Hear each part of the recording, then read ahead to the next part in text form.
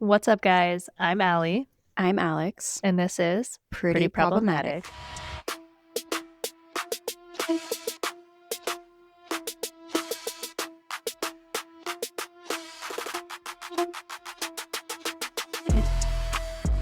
Okay, Welcome back, everybody. here we are at another episode. Yep, Exciting. we're in my house today. Yes, it looks a little different, but Yeah, new background, but same thing. mm-hmm. And we are going to catch you up on the trial. We're going to do a little part 2 here. Yeah. And then, like we said, we're going to do a couple hot takes and a listener story tonight. So we're going a little bit back to our old ways, but we're just playing with ideas right now, kind of. Yeah, so like Ali said, we're going to go a little more into the trial because today the prosecution ended and now we've started to hear a few of the defense witnesses. So it's really interesting, actually. Yep. So last week, I know we went through a lot of the trial and a lot of theories that have spun on the internet like crazy concerning Patrick. You know, it's raising reasonable doubt for people, the trial, and a lot of people are making assumptions and theories regarding Patrick, but we're just going to kind of go from where we left off. So I don't think we missed too much this week concerning like the days of the trial, but there are a couple things that I just took note on that I wanted to get before we go over today's witnesses. So from last week, there were a couple big moments in the trial. And I think the first one that we had was with Dr. Tufts and how she just got, I mean, he questioned her to breaking point. It was kind of, I felt really bad for her, actually, because I mean, how was she to know? She was kind of new. At the time, she was pretty new in the fields, and her notes, obviously she took her notes.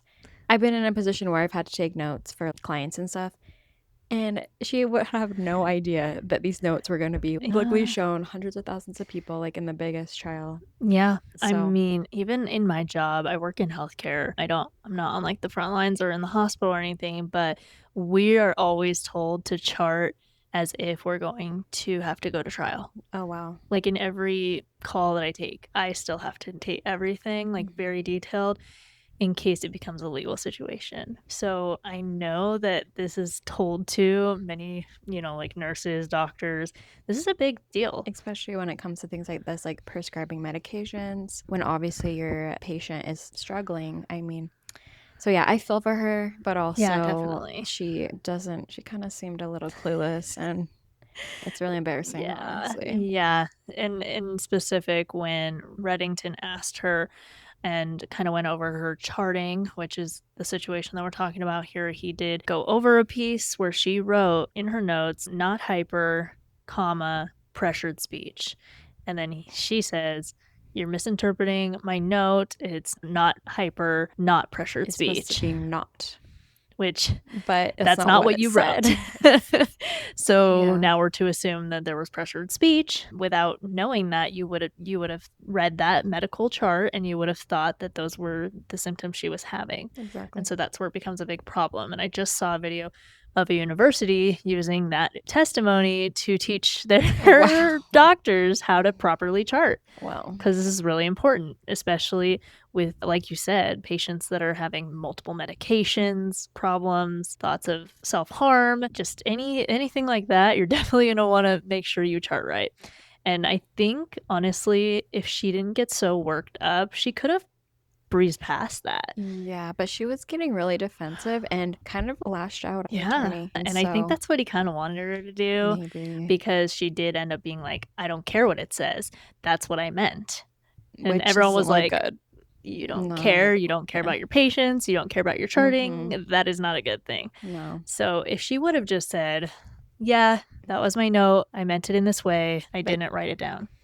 Honestly, they probably could have went right past that, but he pushed her to kind of a breaking point, which he's genius for that. He knows what he's doing. And I mean, it goes to prove his case even more. So great job for him on that part. Yep. And then another situation, I think, the other biggest part that I messaged you about were the additional searches that Reddington found that were not mentioned by the prosecution. Insane to me. These searches are crazy. And before he mentioned even the searches, he did something also very genius, which proved that Patrick had logged into Lindsay's Facebook through his email, and he did have the phone analyst or the internet analyst guy specify whose email that was. And this isn't even in regards to the searches that we're looking at. This is totally just separate, but he did it right before.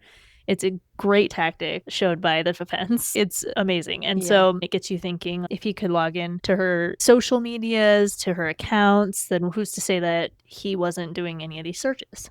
Exactly. It kind of just shows that Patrick, he could have been involved in all of the things. Like, if he had access to that, he really had access to everything that she had. And so there's no way to determine that just because something said Lindsay's phone, for example, her Facebook account, the searches, who's to say it was her? Exactly. Yeah. And I have kind of said this from the beginning, like, who's to say that any of these searches, any of this stuff going down, phones, computers, Google searches, text messages, who's to say that they didn't come from either of them? They both live in the home. They both have access. I really have thought from the beginning that this is a horrible way to go at it from the prosecution's end, because you can't really tell. They're married. They live in the same house. Yeah. Yeah. And this isn't proving anything that she premeditated this. Exactly. So, to me, it's not. Not at all. Yeah. And there were just a couple searches that I wanted to talk about. The first search is, where is the carotid artery? Spell it wrong. Apparently. I saw like the poster though that he put up. It did say carotid in the right spelling. I don't know who threw that into a comment online, and now it's kind of like I'm not sure if it's true, but so on his this is the best part, is that he brought out huge posters. Yeah, he's the best. He's the hilarious. He's so funny for that. He brought out life-size posters of this evidence. Each single search was on a big poster board. This is what the prosecution should have been doing. They should have been having visuals. They can be very helpful. They can also be not so helpful if you're really not doing anything with the visuals, which is what I experienced in the case that I was on in my jury. He would bring out the whiteboard to write 2 things down and then wheel it away and then bring it back out to write like 1 date down. And we were all like, this is not doing what you're thinking. Like dramatic effect, but failing. Basically, but failing. But no, Kevin Reddington brought it out. He really brought that dramatic effect. And a lot of people were just like, my jaw was on the floor even watching this. It was crazy. So that first one, where is the carotid artery? The second one is how to slit your throat to die. And then the third was, can you turn the airbags off in a Kia Sorento? Which is the car that Lindsay was driving. Right. So all these searches, the prosecution had said that Lindsay had been searching these things. These searches came from her phone. He said that too in the defense. But the ones about Tom Hall came from his Service Pro. And that's the timing on those. That's why this is confusing, though, because a lot of people do think the ones that he brought up were the ones from the Service Pro at the time. It's because he mentioned it right before. Right. I see. Okay. But he did clarify in his questioning, these are from Lindsay's phone, right? And then the phone analyst said, I can't make that determination. And he said, well, this is pretty much what it's saying on here, right? As you said, he said yes. Okay. So these searches, the 3 that I'm talking about, are from Lindsay's phone. But then he goes on to explain how those other searches, the Tom Hall, those were during a doctor's appointment or close to during the doctor's appointment, very close to. From his Service Pro computer. From his Service Pro computer, which is exactly why a lot of people are confused. And I think he did this on purpose. Yeah. Because he explained all of these things in an order as such to kind of throw the jury, I think. Because it really is hard to tell. A lot of people did come out with that overall thought that, all of these searches are from the home computer during the doctor's appointment. Yeah. That's not what it is. That's crazy. Okay. But good. I mean, good on him for... Yeah, for confusing lots of people. Confusing a lot of people. Because I was confused, and I feel like everyone's like, oh, it's over. It's over for Patrick because it came from his laptop when she was... So this is why it is so confusing, and because little things like this, people will take it and run and have this huge conspiracy, and it sounds so convincing, and that's why this case is kind of like... It's just showing us how far people will go. And it is true. There is definitely reasonable doubt. I don't think there's enough reasonable doubt to start such huge conspiracies on, at least for me. I don't believe in those theories, but I think there's definitely reasonable doubt. And so a lot of people will take that, run with it. Like you said, they'll immediately start spamming in the comments like things like the carotid artery is spelled wrong. just little things that catch on, and then people are all on that like run with what's ever going on. So I think it's becoming pretty confusing for people. But if you break it down and you listen to the questioning, he does clarify every time, but he words things really well. I mean, he's definitely a genius at this so far. Yeah. Okay. I do want to talk about those searches though a little bit. Like, I know that we could argue that she was going through psychosis, postpartum, depression, things that would have changed her mental state, taking a lot of medication. But if you're a nurse, do you search where is the carotid artery? Yeah, like I just went to massage therapy school, and I know, I mean, from high school, I know where it is. You know what I mean? Like, so it just is shocking that she would search that. And then the airbags in the car really throw me. It's throwing. I don't know who searched these. It could have been either of the two, again, because we don't know who has access to whose phone, whose computer, but the searches are really weird to me. They stick out. And I'm not even like a full, oh, Patrick did it believer at all. Like, I really think they're going for insanity. I really think that that's going to be the turnout of this case, but I question these searches. It gives me reasonable doubt. So it's just the whole thing is that there's not a clear timeline where there should be. And the prosecution should have used their time to create this timeline. But what it did is creating more confusion, and it actually made Patrick look a little suspicious. But I was reading online a little theory as to why the prosecution did this. And I saw, like, what if they're trying to confuse the jury with timeline as well? I mean, then it gets all confusing. They don't have perfect timeline to go with. Yeah. It can actually, confusing a jury, like what Reddington did in his questioning there, can be a useful tool in court.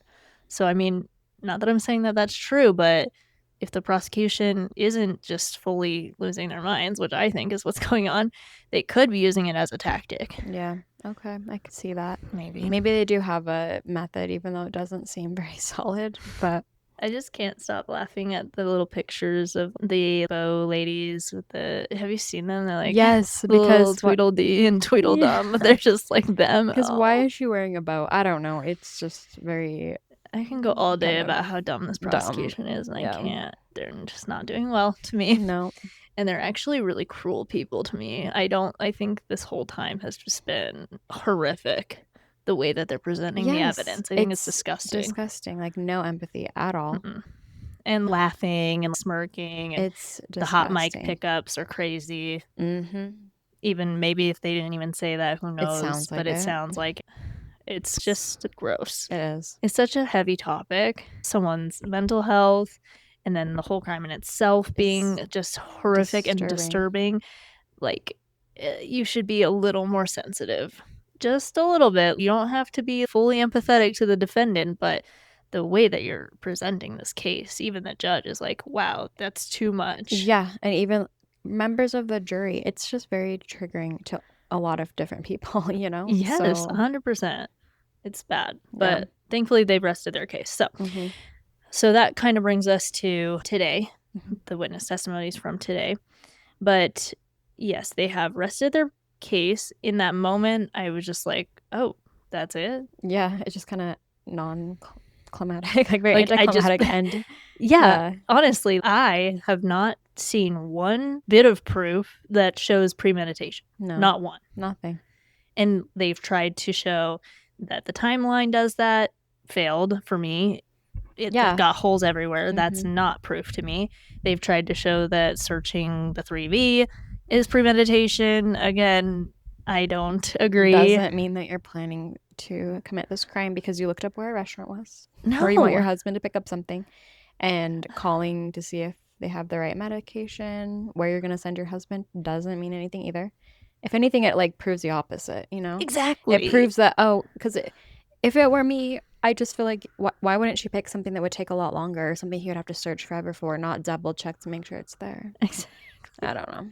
There's just so much. And honestly, I just think all the prosecution has done has shown and proven more towards her mental state. Exactly. I think they have helped the defense, if anything, this whole time. Because I was reading, a lot of people are saying, like, look, no one wanted to blame Patrick. Everyone was like, yeah, this is so sad. This is a mom who was really struggling with her mental health. We need to take it more seriously. And no one was questioning the fact if she did it.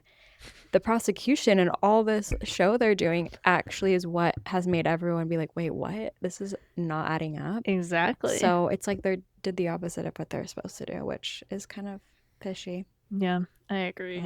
And so now we have the defense. So far, we've just had a few testimonies. We heard from the sister. I didn't really get too much here. It just spoke a little bit to her mental, how she was decompositing. She's just getting worse and worse. Yeah. And the sister was, back and forth texting and trying to, encourage and help. A lot of people are saying that she should have reported this as a mandated reporter because she is a licensed clinical social worker. So, but also when it's that? in your family, it's different. It wasn't one of her clients or patients. And I think no one knows like just how bad it really is, and she was acting like she's very worried about the kids, everything. She was reaching out for help. There's even, I think she was staying in good contact with her sister and being open about her struggles. So, you never know. Hindsight is always 2020. But there's no way. Who would have ever guessed, that your sister is capable of doing that? No, and even her actual physicians. That's the thing. Know, right? Her actual physicians, psychologists, all these people didn't even know. So we can't blame her sister, who lives in another state. Like, it's not on her. Yeah, and there's that. And she was pretty adamant that she had not called her. In this moment, they're like, well, it says you said that her tone of voice was different. That can mean tone in a text. That's kind of what she was trying to say. She clarified it. She clarified that no, this was over text message. Yeah. So that one I didn't really get much from. So they always start out with character witnesses that's how the prosecution started too. I don't think we're going to get into the good stuff until the PI gets up there. But yes, it just showed to me again that her mental state was declining rapidly. And then we have the coworker and nurse friend, who she did give, I think, a lot of insight. She did tell us about how great of a coworker Lindsay was, how great of a nurse she was, how great of a mom she was. And then she also kind of put Patrick down a little. She said that one time when they were on shift, Lindsay had to call in a welfare check on him while she was working because she doesn't trust him. At least in my mind, that's kind of what it said. Having to call a welfare check on your own spouse while they're watching your kids. Yeah. And it's a little crazy. Yeah, if that is really how it happened, it's crazy because it kind of shows that maybe Lindsay wasn't the only one. And if she was suffering, there's obviously dysfunction in their marriage. She didn't trust him with the kids. She said multiple times that she feared something was going to happen. Like, she could have been talking about Patrick. Who knows? I feel like women's intuition is very accurate. Yeah. Yeah, that was kind of crazy. And then the nurse also said that she had brought up one time at work the Andrea Yates case. And she said when she was talking about it with Lindsay didn't know what it was. So she explained what happened. And then Lindsay started crying. And she said, I can't imagine how someone could hurt their own children. That literally same. When I saw that, I was just like, just gut-wrenching. She obviously was a great mom from all of the witnesses that we heard from today.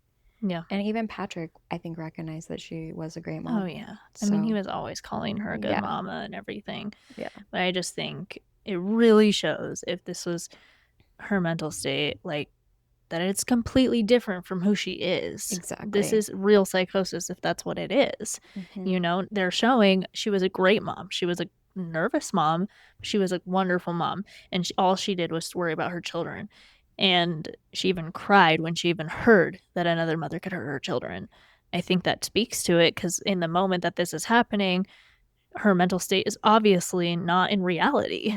That's not her. That's not a representation of who she was as a person. And that's kind of the whole defense, is that whatever happened, she wasn't in her right mental state. She was sick.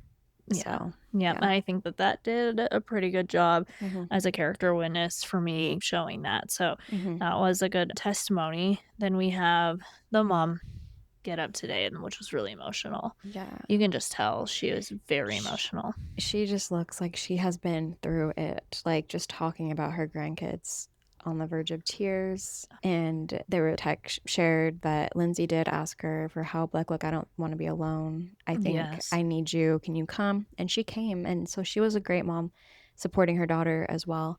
Yeah, and I think that really speaks volumes to about like how her life was going. She literally had to ask her mom to come immediately, come help her because she said she didn't want to be alone. Yeah. That's so sad when you live in a house with your whole family and your husband. Yeah. It's so sad.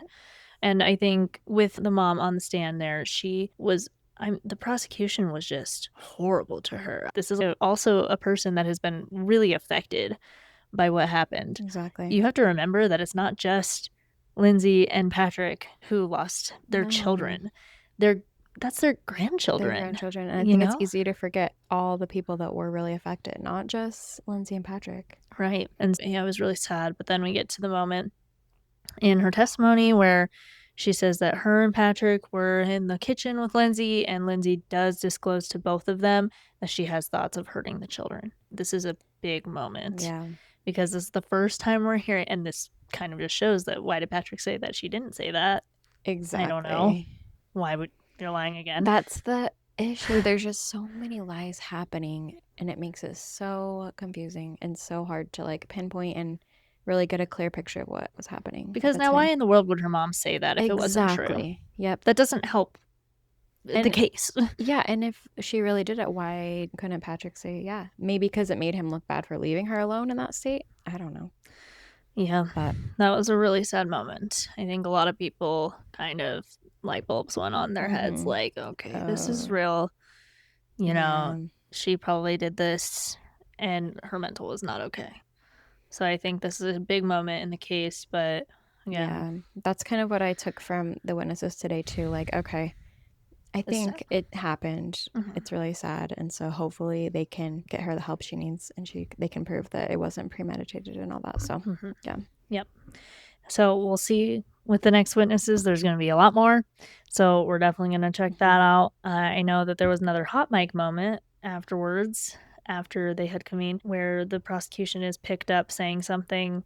A lot of people said it was, you don't think he might have done it? This is a horrible thing to think that they're saying. It's pretty, like, I've listened to it. The first part is definitely, you don't think. The rest, I'm not 100% on, but the mics are on.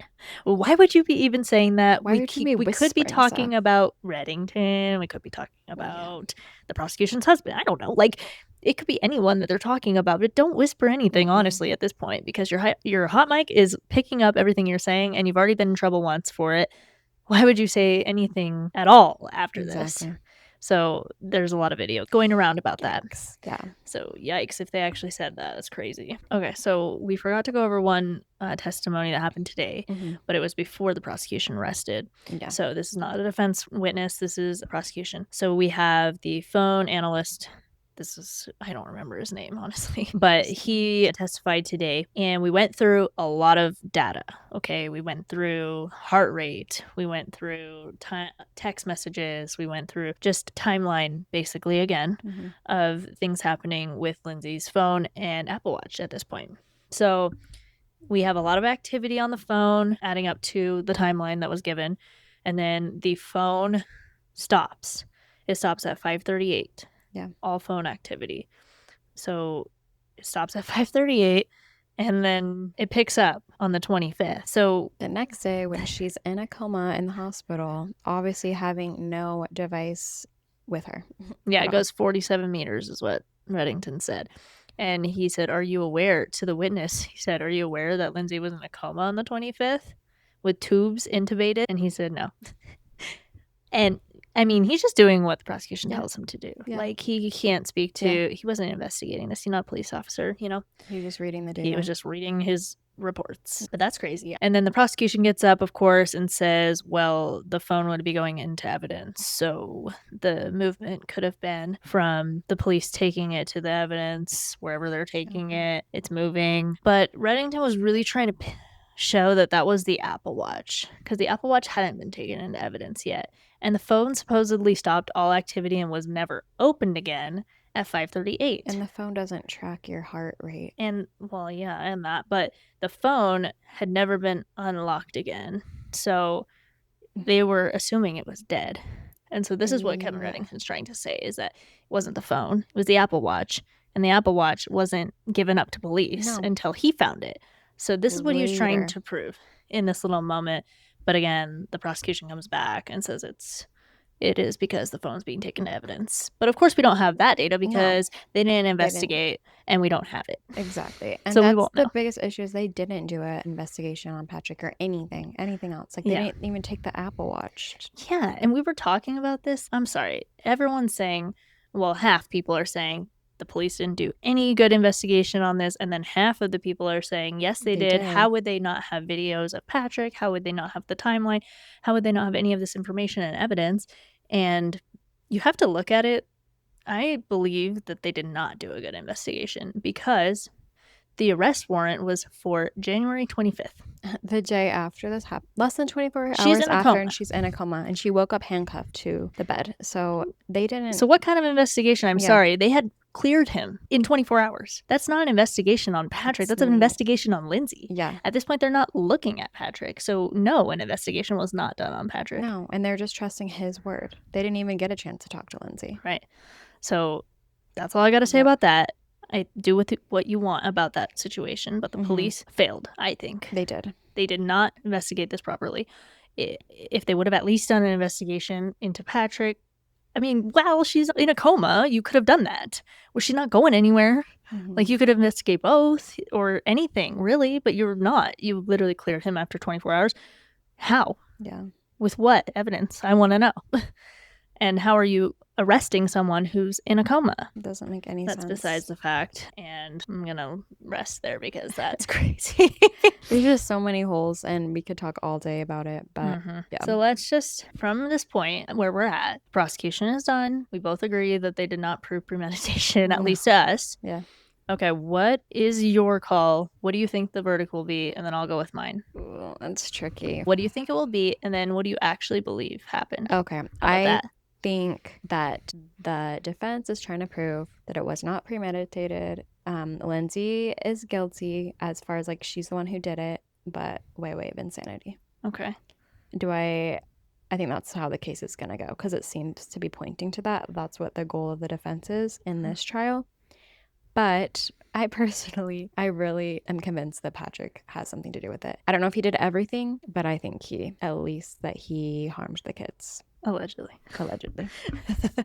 Okay. So I also think she will be found not guilty by way of insanity. I do not think in any world that the prosecution has proved any sort of premeditation at all. So unless I'm missing something, I wasn't there in my head that's how it's going to go. And I do fully believe that Kevin Reddington is going for insanity. He does not have an affirmative defense for alibi. He does not have an affirmative defense for Patrick did it. It's just not happening. What I really think happened, this has been hard because I've been going back and forth a lot because I've seen a lot of evidence and not evidence. But I still think she did it. Okay. I think she did it, and I think she was severely ill. I think that she did suffer from psychosis. I think she did it. Okay. That's just my gut feeling. But I have been on the other side of it in many points, so I could go back and forth all day. Yeah. But at this point, I've accepted that she did do this in that way. Okay. So that's just what I think. That's fair. But yeah. All right. So that will be it for the trial for now. If we get anything crazy, we might do another update next week. Yeah, for sure. Because we're just loving this. But yes. So now we're going to go into a couple of events that happened this week. A little bit of hot takes. I think most of these also deal with postpartum and women's health and things that we've been talking about this whole time. Yeah, to start with, just yesterday, August 16th, Hayden Panettiere dies ex, which is heartbreaking. I saw this and I was like, no, like this is childhood. Is so sad. Yeah, she's an idol. This woman was amazing. I remember when her brother passed and I watched a podcast with her go on there, and she was just destroyed. She said that she felt like half of her soul died that day. And she was just not doing well at that time. And then she wrote a book, and then she felt better. And it's a reckoning, of her. And so it was looking like it was kind of getting better. Like she was coming to terms with things and like really, speaking out for postpartum and all these things that she's went through. And I think, yeah, it's just been really weird, like what happened. And I just saw an update that she had cardiac arrest. And that was what they're calling that's what's happening. Cause of death. Yeah, so they still haven't done the autopsy, but that's what the police said. So that's what happened. I have a lot of theories about this, but that's okay. Yeah, no, I've heard a lot of theories about this as well, because she did go on a podcast before this, and she was talking about how she was trafficked with a very high-profile celebrity. She talked about her experience. Who she didn't name. Yeah. She talked about her experience where she was put in a really bad situation, and it really traumatized her and affected her a lot. And so she went out on a podcast, and it was Jay Shetty, right? Shetty's podcast. She spoke out. And shortly after, look what happened, a mysterious death. I don't know. This has happened to way too many celebrities in the Hollywood world.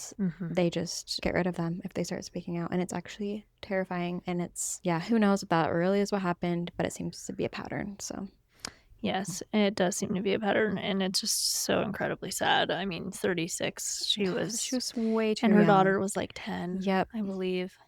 And after having her daughter, she went through a lot of postpartum depression, had a lot of things she went through, and so she really became an advocate for that. Yeah, it's really sad and tragic, and rest in peace to Hayden Panettiere.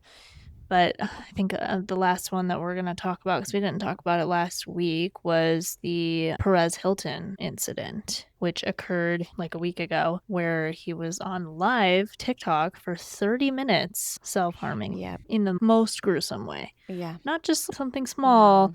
No, and this went on for 30 minutes live. Yeah.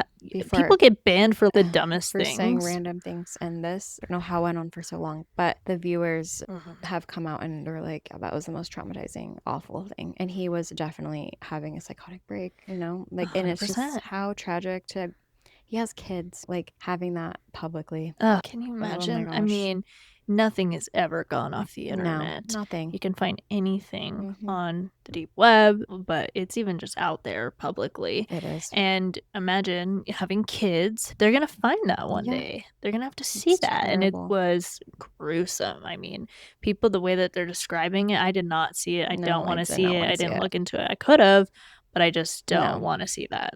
And apparently, though, it was horrifying. So the update is that he did get help. The police did come and finally got in, and they took him to the hospital. So he did make it, but it was pretty scary. How bad and how hard it must have been having it to have to do that. Oh my gosh, it's terrible. It just shows you never know what people are really clearly a psychotic break.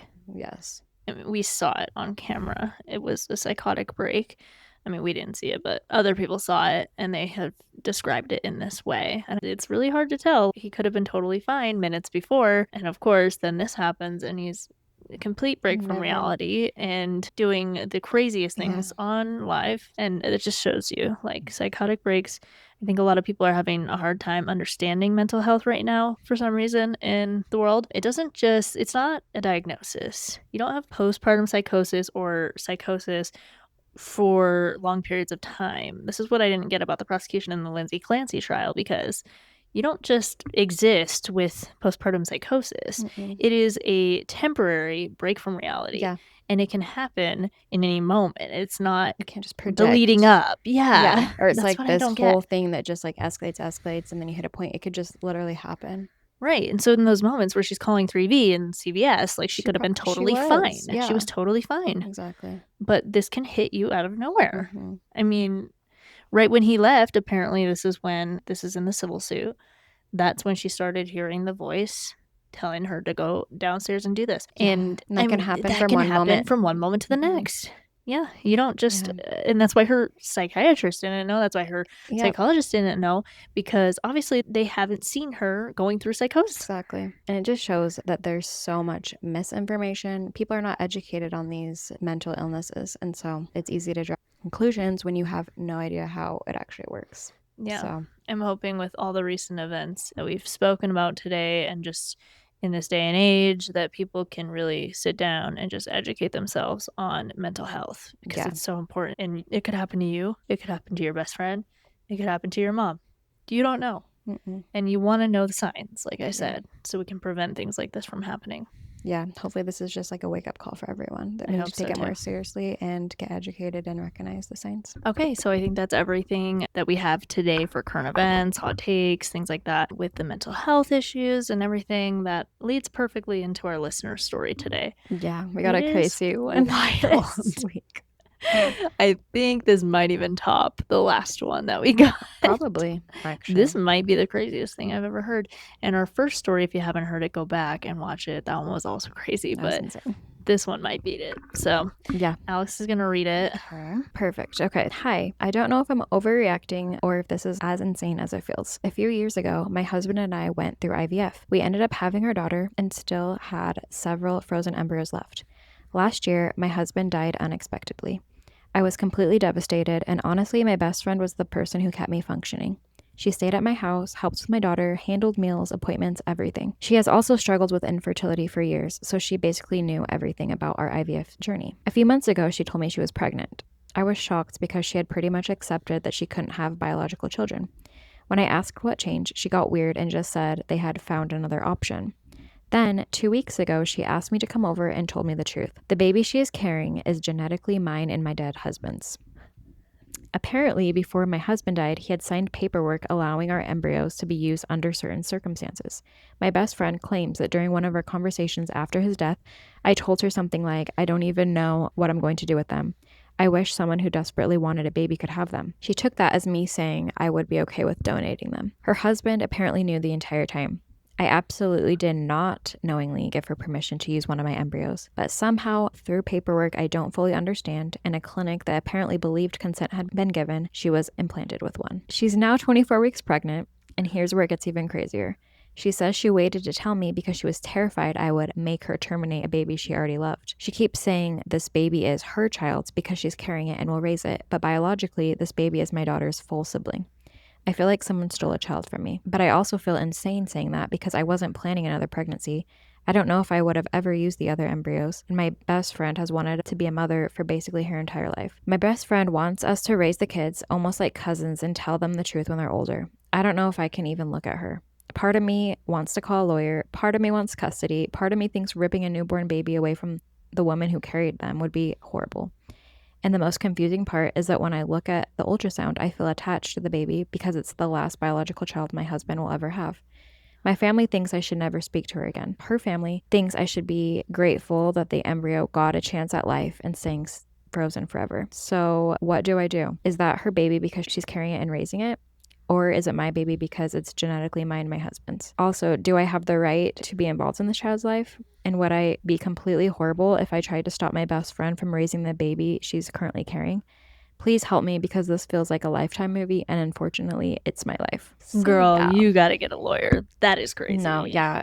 You need a lawyer immediately. I would say yes, you need a lawyer because obviously you did not give consent, and that is not okay. That's definitely practice also by them. You could sue the clinic. Exactly, because they said they thought consent was given. No.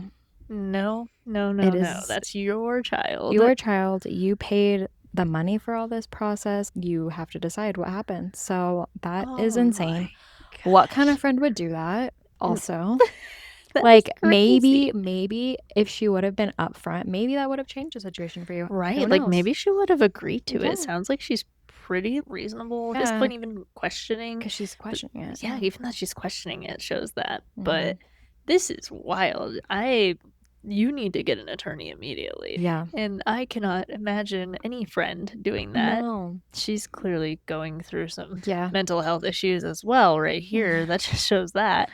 I mean, this is very close to those cases where the people that really want to be pregnant, they like they get close The to baby out of they get the close to the mom. mom. And then when they least expect it, they do something crazy to get the baby. And this happens so much. So I know maybe it feels like different because she's your friend and you feel like you know her, but that doesn't stop it from being really bad There's something and weird. wrong with your friend. I'm sorry, I'm gonna break it to you right now. That's a huge That's not deal. okay.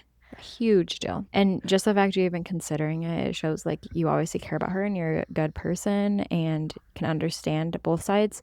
But obviously you're feeling wronged because you earn the right to feel that way. Yeah, and I think honestly you shouldn't even consider it, and I wouldn't let anyone with that sort of unfit wellness state have my baby or raise it ever. Exactly. That's crazy. Yeah, maybe consider, you said you weren't planning on using the embryos, but I think now that it's a baby and 24 weeks, I think you should fight with a lawyer. This is the craziest thing I've ever heard. Like I've never heard of this in my life. Never. How did the world, did the clinic even let this fly? I would sue. Yeah. 100%. Same. There's no way. How could they even do that when the husband passed away and then she's the only, like the mom is the only one alive and it's her embryos and then you're not even getting assigned consent? Yeah. If anything, maybe they did get some false signature or whatever, but still that's illegal and you need to sue. You need a lawyer, girl. You need a lawyer. And what does it say? Is that her baby because she's carrying it? Absolutely not. No. And also the fact that your friend even admitted that she wasn't going to tell you because she thought you were going to deny it, it proves right there's no consent. So exactly. So she's admitted that. You need to somehow get that on tape. Get that on tape. Literally. Yeah. Okay, that's insane. So I did not think that was going to be our story this week. When we got that, I was like, that's the craziest thing I've ever heard in my life, but that's our advice. Well, if you have a story that you want to share with us, you know where to go. It's in our Instagram and our link. So comment whatever you'd like. I think next week we'll be doing a movie review because we have a movie that we really want to talk about. Yes. And yeah, we're looking to kind of change things up here. We're not sure exactly where we're heading, but this podcast is ever changing. As you guys know, we can literally do whatever we want because it's our podcast. Yes, it's fun. We're just kind of seeing what gets interest and like what we like talking about too. And so it's been really fun. So it kind of gives us permission to do whatever we want. Yes, we are the creators, and if we choose to totally change the entire name and direction of this podcast, we will. Yeah. We could do anything. So look forward to that because there might be some rebranding going on here because again we want to find what we like and sometimes that isn't what you originally thought of 4 or 5 months ago. Exactly.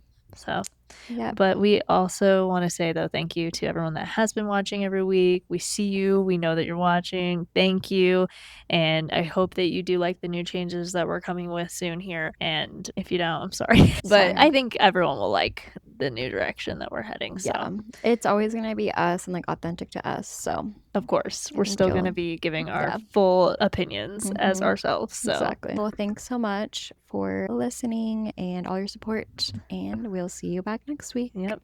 Have fun this week. Have fun on jury duty, as we will as well. And get some sleep. I know these are a lot of heavy topics we've been going over, but thank you for watching, and we'll see you next week. Thanks. Bye.